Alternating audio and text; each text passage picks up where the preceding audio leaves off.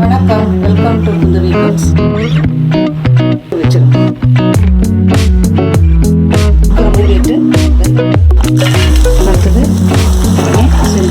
வணக்கம், welcome to Kundhavi Goods. அனைவருக்கும் தீபாவளி நல்வாழ்த்துக்கள். தீபாவளிக்காக முறுக்கு வகைகளும் இனிப்பு வகைகளும் பார்க்கலாம். இன்னைக்கு என்ன பார்க்க போறோம் அப்படின்னா, மாவு எப்படி ப்ரிப்பேர் பண்றது தீபாவளி. மாவு வந்து ஒரு வாரத்துக்கு முன்னாடியே இதெல்லாம் நீங்க செஞ்சு வச்சுட்டீங்கன்னா கடகடன்னு நம்ம செஞ்சிடலாம்.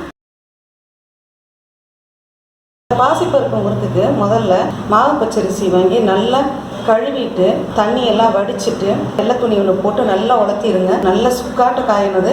காயில் போட்டோன்னா கடுக்குன்னு சத்தம் கேட்கணும், அந்த மாதிரி காயணும். 4 கப்பு அரிசிக்கு 1 கப்பு பாசிப்பருப்பு.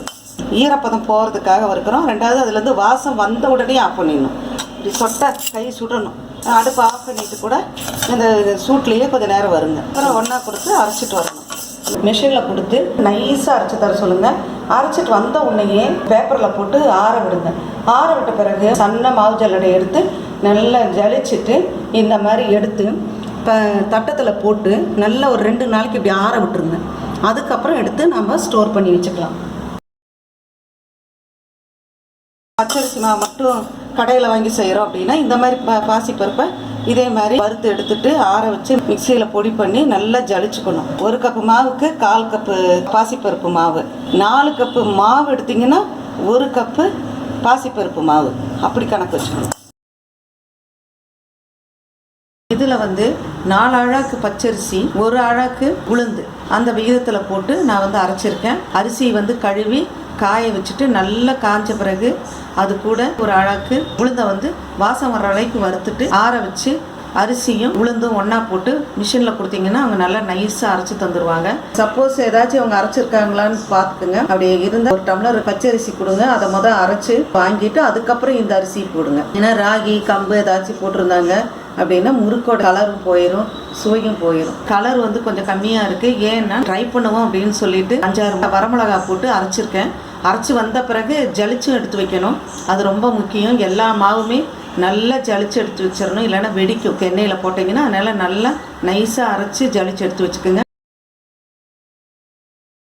பச்சரிசி மாவு மட்டும் கடையில் வாங்கி செய்கிறோம் அப்படின்னா உளுந்து லைட்டாக வாசம் வர்ற அளவுக்கு வறுத்திங்கன்னா போதும். பொன்னிறமாக வறுக்கக்கூடாது. வறுத்துட்டு எடுத்து ஆற வச்சு மிக்சியில் நல்லா பொடி பண்ணி நல்லா ஜலிச்சு எடுத்து வச்சுக்கோங்க. நைஸாக அரைக்கணும். அப்படி எடுத்து வச்சுக்கோங்க. 1 கப்பு மாவுக்கு 1/4 கப்பு உளுந்து மாவு அந்த விகிதத்தில் போட்டு முறுக்கு செஞ்சிடலாம். அதுங்க அரிசி மாவு வந்து நான் ரெடி பண்ணியிருக்கேன். பச்சரிசி மாவு இது வந்து மாவு பச்சரிசி.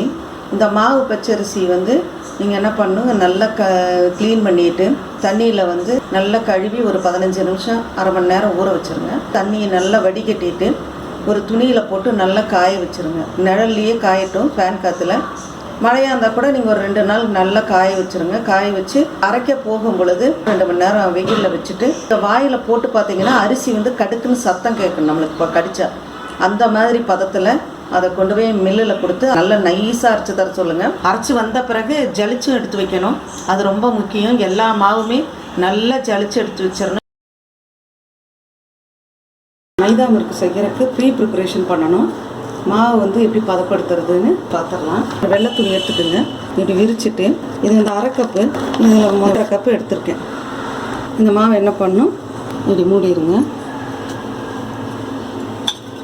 ஒரு பாத்திரம் எடுத்துக்கோங்க. பாத்திரம் எடுத்துகிட்டு ஈரமெல்லாம் பண்ணாதீங்க, இப்படி வச்சுருங்க. வச்சுட்டு இதில் வந்து தண்ணி விழாமல் நம்ம வந்து மூடணும். அதுதான் ரொம்ப முக்கியம். குக்கருக்குள்ளே தண்ணி ஊற்றிட்டு அதுக்கு நடுவில் மைதா மாவு மூட்டையை வச்சுருக்கோம். வச்சுட்டு இப்படி மூடி போட்டு மூடிக்கிறணும். ஏன்னா தண்ணி வந்து அதில் விழக்கூடாது. விசில் போடாமல் குக்கரை மூடி ஃபுல் ஃப்ளேமில் 20 நிமிஷம் வேகணும். வெந்ததுக்கப்புறம் காமிக்கணும். வேக வச்சாச்சு. 20 மினிட்ஸ் ஆச்சு. என்ன பண்ணணும், ஆற வச்சுட்டு நம்ம இப்படி கையில் உடச்சி விடணும். ஜலிச்சுட்டு ஒரு நாள் ஃபுல்லாக தட்டத்தில் போட்டு காத்தாட வச்சுட்டு அதுக்கப்புறம் எடுத்து ஏர்டைட் கண்டெய்னரில் போட்டு வச்சுக்கோங்க. எப்போ வேணாலும் இந்த முறுக்கு வந்து செய்யலாம். ஏன்னா இதுக்கு வந்து பொட்டுக்கடலை மாவு இதெல்லாம் எதுவுமே தேவையே கிடையாது. தேங்காய் பால் வேணால் தேங்காய் பால் எடுத்துக்கலாம், இல்லைன்னா வார்ம் வாட்டரு ஊற்றி நம்ம வந்து முறுக்கு சுட்டுக்கலாம்.